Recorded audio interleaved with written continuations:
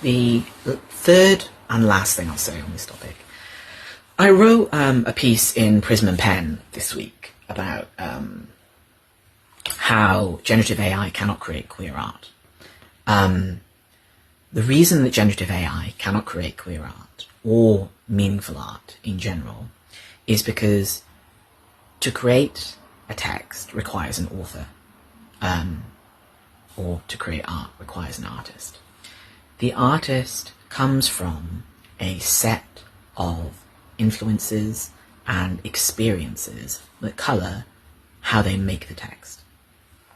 This can be from as simple as the materials that a physical artist uses, for example, the brushes that a digital artist uses and where they downloaded them from, and if they're from a DeviantArt forum or they're a meme one or whatever, or they're the standard ones, if they are using oils, it might be the period in which they were painting and where the stuff that they put in their paints came from, if it still exists even.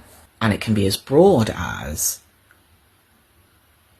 when I was a child and I had a traumatic experience with a clown, and then every time I write clowns there's a level of fear but also a level of menace that I'm very comfortable portraying with apparently cheerful and happy things, right? That the idea of that juxtaposition coming naturally to you.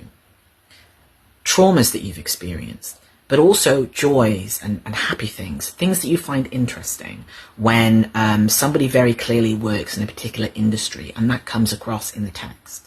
Not just through the little details of the bureaucracy of any given career, but also the vibe, when you work in hotels and you read something, you're like, this person works with clay door concierges and hates the whole thing. And things like that. LLMs and generative AI cannot do that because they aggregate every piece of text they can.